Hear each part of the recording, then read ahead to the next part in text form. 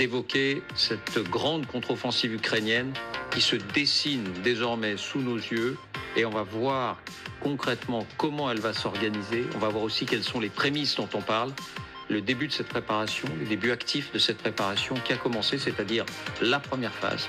On peut dire que la première phase, les préparatifs ont commencé. Avant d'en parler en détail, la conversation de la discorde, la conversation du scandale. On s'interroge souvent, et on le fait ici aussi, sur le silence. Certains disent la complicité des élites russes vis-à-vis de cette invasion de l'Ukraine, vis-à-vis peut-être de Vladimir Poutine lui-même.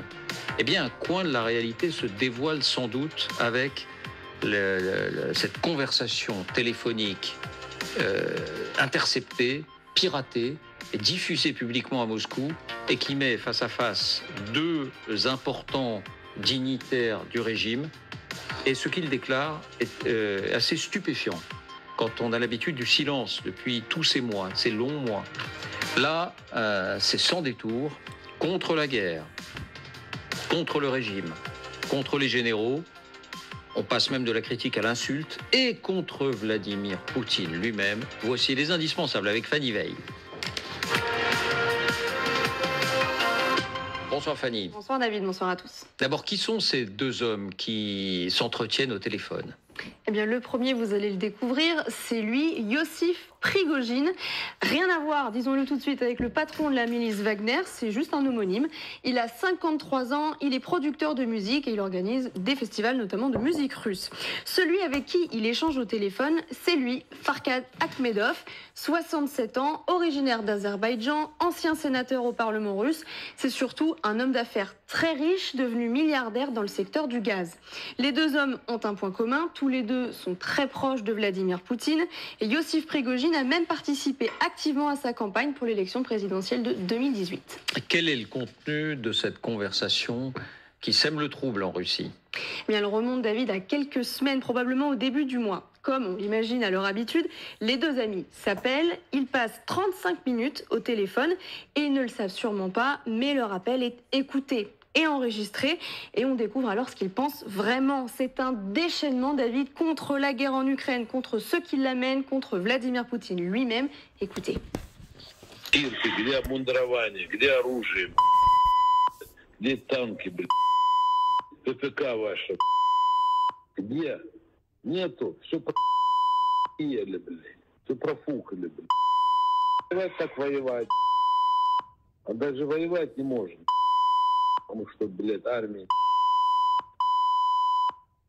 обеспечить не могут. Да. Нет идеологической работы. Каждый день эта война сколько стоит, сколько невинно людей сколько крови пролито. Да что? Да что? Братоубийственная война. Alors si on en croit le nombre de bips, il y a beaucoup d'insultes, il y a beaucoup de propos carrément orduriers, Fanny. Oui, et le ton va rester le même pendant de longues minutes. Trois hommes en particulier concentrent les attaques de ces deux oligarques. L'ancien vice-premier ministre et proche de Poutine, Igor Sechin, le patron de la société d'armement Rostec, Sergueï Chemezov, que voilà, et le chef de la garde nationale, Viktor Zolotov. Et plus globalement, en fait, tout le système Poutine, tout le pouvoir russe, il les accuse d'avoir mis la Russie à genoux. В своей парадигме. Они живут в своем мире. Это правда. Всех яхты, миллиарды. У всех дети олигархи. Магнит, у второго там хрен, у второго кобальт, золото, нефть, газ. Столько лет, 22 года. Да. Страну можно было. За 30 лет Дубай построили, блядь. Дубай за 30 лет построили. За 40, да, 40 лет. 40 лет, блядь. Можно было бы страну сделать. Да, да. Что мы построили? Что сделали? Там просто хаос. Хаос. Да. Наши детей, их будущее, их судьбу. Да. Bip, bip, bip. Vous avez écouté cette conversation, vous aussi Vincent, vous avez une précision ? Alors une précision factuel que je dois à Julia Davis, cette analyste américaine qui anime précisément ce site Russian Media Monitor.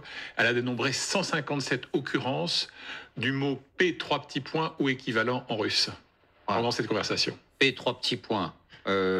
Disons-le en anglais, alors si on ne veut pas choquer des oreilles innocentes. En l'occurrence, en anglais, c'est plus ce qui correspondrait à fuck ou fucking. Fuck ou fucking. Bon. Mais alors, ce qui retient l'attention, Fanny, et encore davantage que ce qu'on vient d'entendre, parce que les propos sont frappants sur qu'ont-ils fait depuis 30 ou 40 ans. Ils n'ont rien fait. C'est que la personne même de Vladimir Poutine n'est pas épargnée. Et oui, c'est là que ça devient éclairant. Ces deux hommes qui cultivent depuis des années une image de loyauté absolue envers le maître du Kremlin, eh bien là, le traitent de tous les noms. Не, он не спасет, это за все он отвечает. Народе он сатана. Он не рулевой, он не рулил, дали медиа там и так далее, героя. А в таких ситуациях он оказался вот тем, кем он сейчас есть. Все. И вся его команда такая. Да, пустышка, бля. Пустышка. Пустышка. Комплексован. И этот, и второй, лилипут. Недоросший, закомплексован. Ненавидят. Человеки все их ненавидят. Sans détour. Voilà. Pour cette conversation, un mot simplement, Fanny, comment est-ce qu'elle est devenue publique ?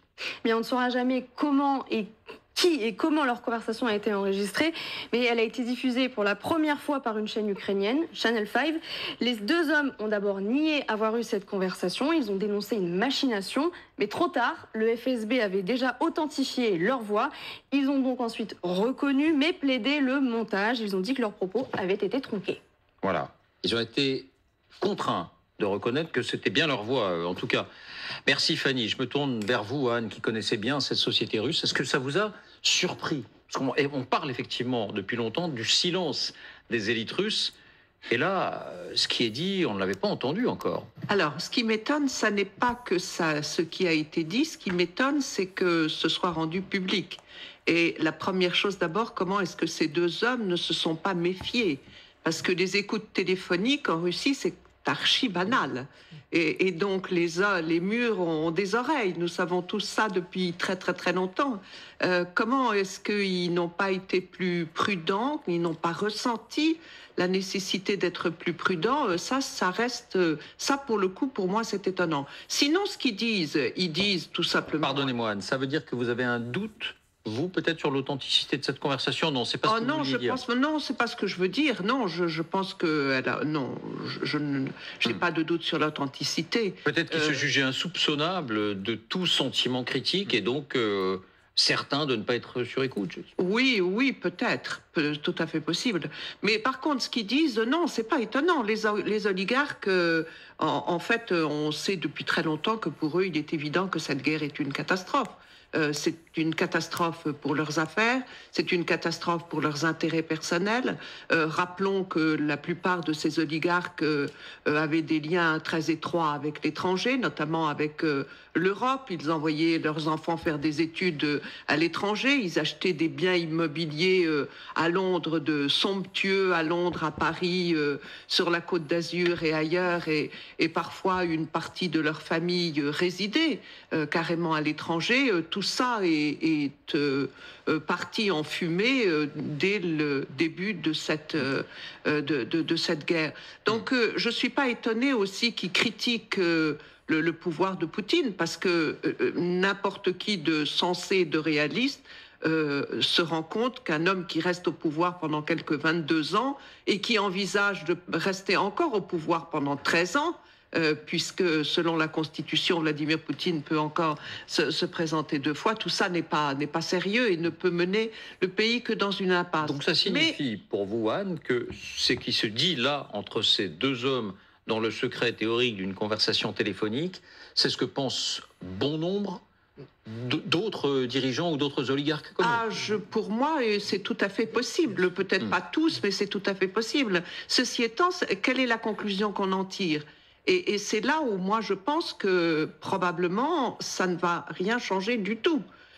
C'est-à-dire que tous ces oligarques, ils savent très bien, en fait, ils tiennent leur pouvoir de qui ?